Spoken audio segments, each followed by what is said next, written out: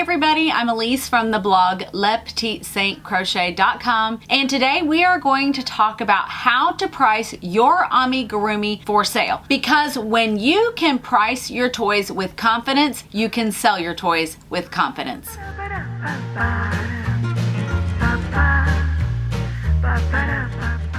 Have you been making amigurumi for fun and all of a sudden people are coming out of the woodwork asking if you would make toys for them and you're wondering, how much should I even charge for this? Or are you making amigurumi, having so much fun with it and starting to think that maybe this could be a little side hustle for you, that you could actually make some money selling your toys? Maybe you've been looking at formulas online for how to sell handmade items, whether it's on Etsy or your own website or at local fairs or just locally to friends and family, but you're not seeing something that specifically applies to amigurumi and you just don't know where to go. Well, today we're going to talk all about how to price your amigurumi toys for sale. But first I want to tell you that I am not a pricing expert. I'm not a selling expert. I do have some experience with this, and I did create a little formula for myself because I found the exact same issue. I couldn't find something that worked for amigurumi because we have some unique challenges that we're going to talk about that just don't apply to other handmade items. So I created a formula and I'm going to share it with you guys. You're also going to be able to get your downloadable worksheet for yourself. So I will send it straight to your inbox. Follow the link in the description box below and I will send it straight to you. That way you don't have to take notes with this. I will send it right to your inbox. We're going to go ahead and jump right in. We're not even going to chit chat first. We got a lot to cover today. So this is the formula that I use when I am pricing toys to sell them. Now, as you can see, sometimes I cannot part with my toys and I keep them for myself. But when I can part with them and when I am ready to sell them, this is the actual formula that I use. So I'm going to get into all of the details about the pricing formula. So if you don't really get it right at first, that's okay, because we're going to talk all about it and I promise you will understand once I'm finished. Also, use this as a jumping off point. If this doesn't resonate with you, if somehow you feel like that doesn't really work for my situation, no worries. Don't worry about it. Use the information that I have, make it your own. It doesn't have to look exactly like mine. So let's go ahead. I'm going to tell you the formula right now. So you are going to add these together. The first one is, let me make sure I remember it.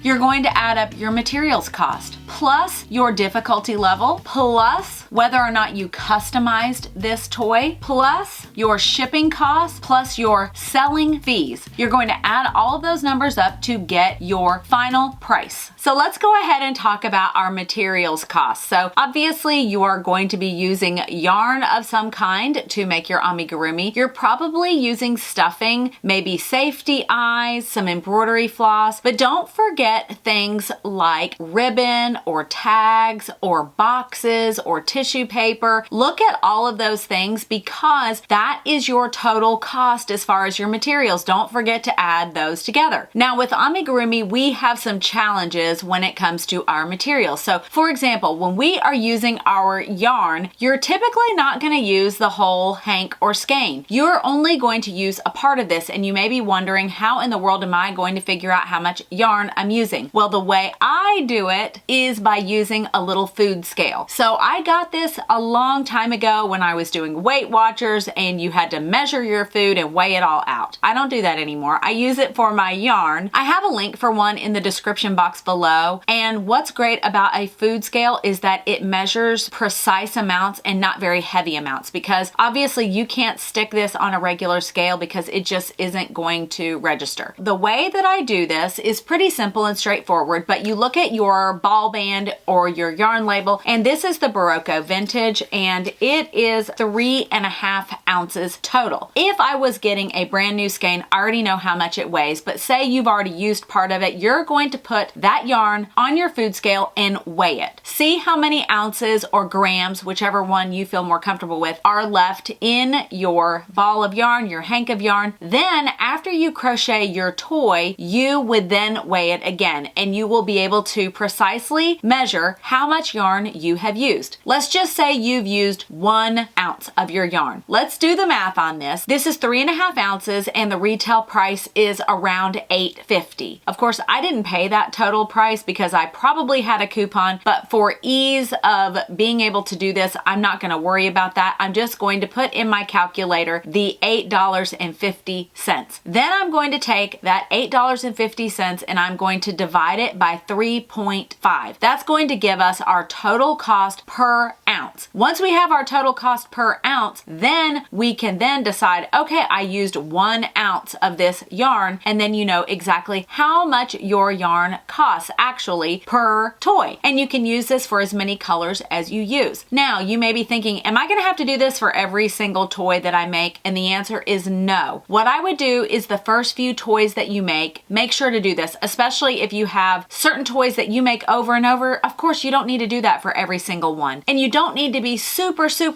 precise down to the little tiny itty bitty penny. Just make sure you're getting pretty close. It's okay to round up a little bit or round down, whatever you feel comfortable with. The other thing that you can do if you do not have a food scale and you're not planning on getting one, and I think that is just fine, figure out your per ounce cost and then just determine, okay, I think I probably used about a quarter of this, or I used half of it, or I think I used 2 ounces, which is a little over half. Think about it that way, and then you can sort of guesstimate what your cost for your yarn would be. Now, early on when I was selling, I did this for the toys. I was making a lot of the same toys over and over again. So once I knew what a toy cost and I was using the same yarn, it was pretty much, okay, I knew exactly how much it was going to cost. The other thing would be if you change your yarn, use a different yarn, obviously you're going to need to start the process over to figure out how much yarn you're using. The other easy one would be to find out how much the cost of your safety eyes are. They're typically come in a pack and you could figure out how much each of them are, and then you would divide.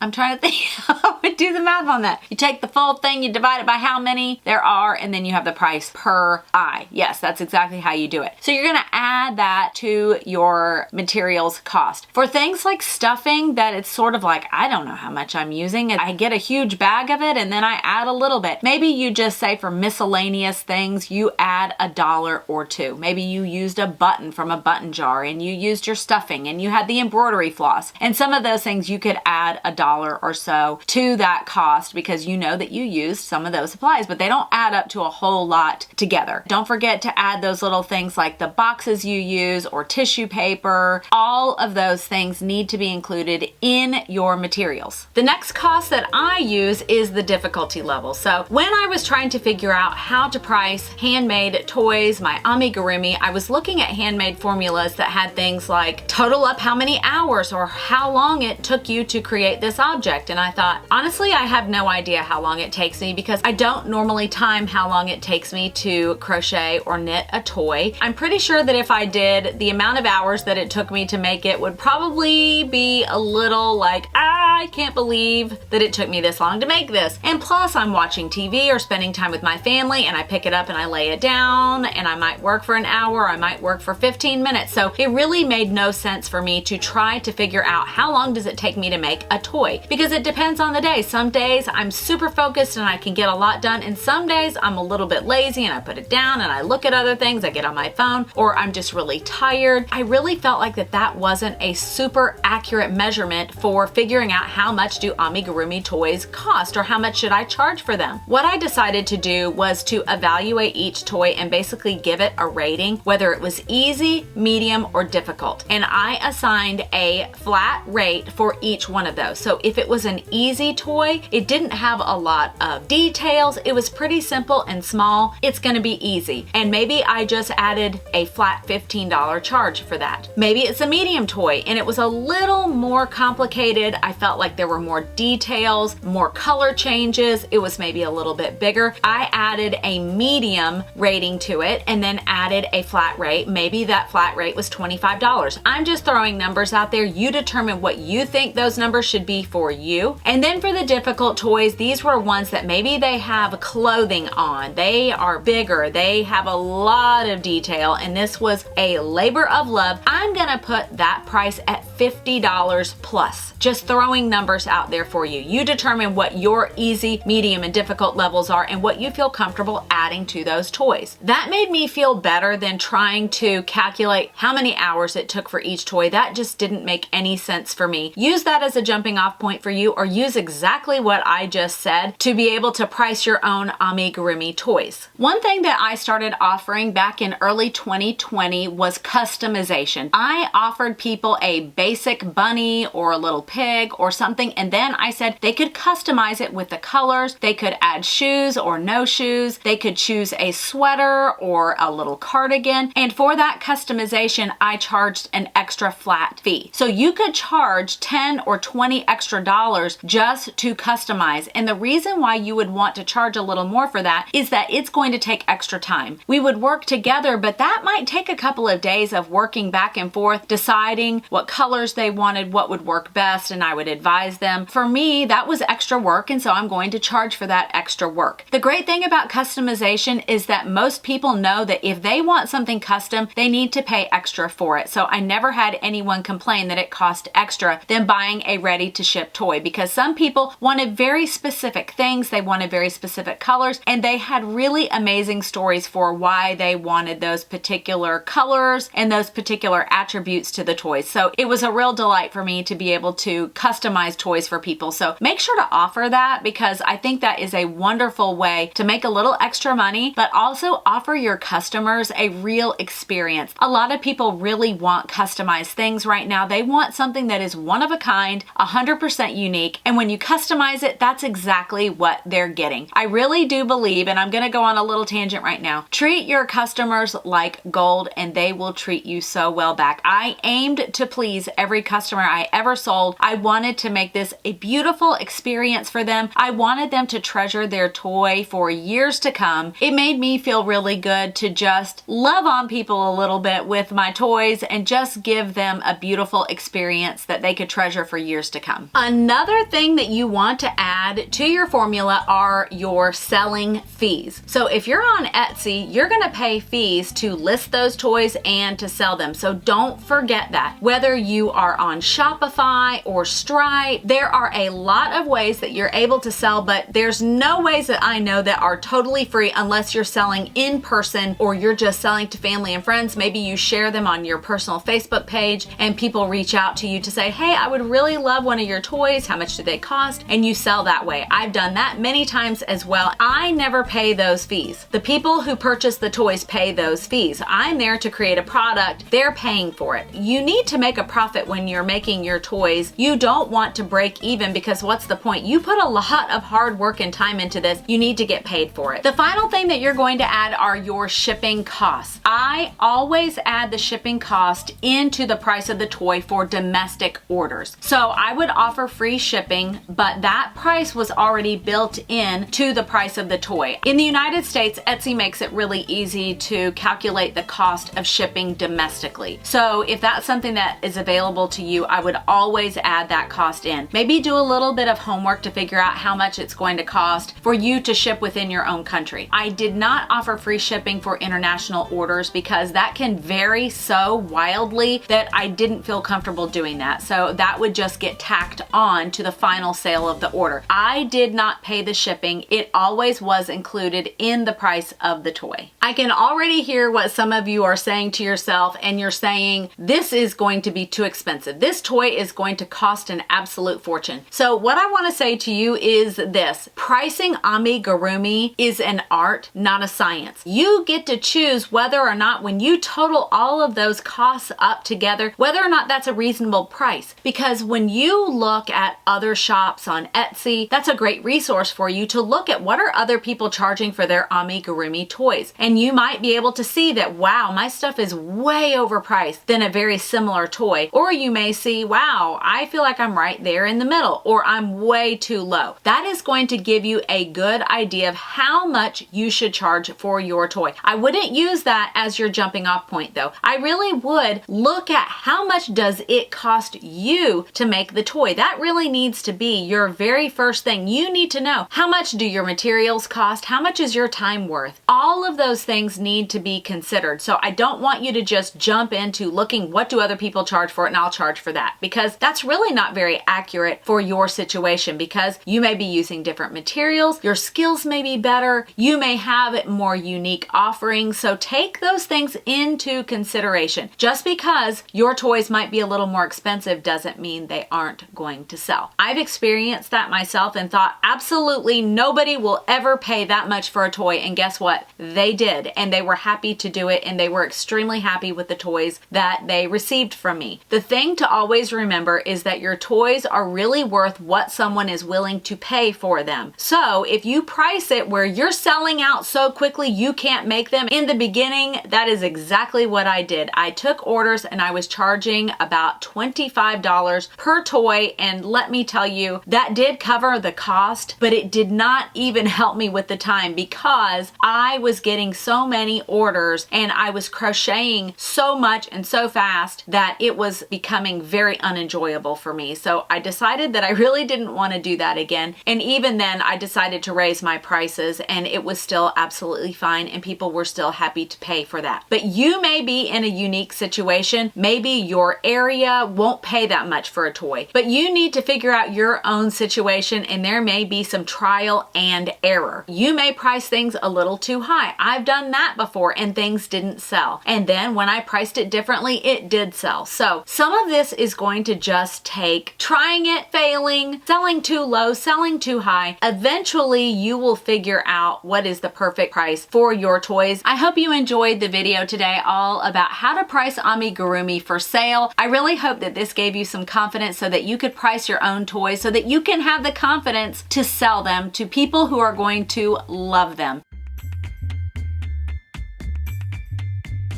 As always, thank you for spending a little bit of time with me today. If you would please hit that like button and that subscribe button, that would be amazing. And also thank you for always sharing where you're from. I got a comment from Hawaii, which was really fun, and I was so jealous thinking about the beautiful ocean and the warm weather, because right now it's a little bit chilly and rainy here in North Carolina. But thank you so much for stopping by. Happy stitching and stay safe out there.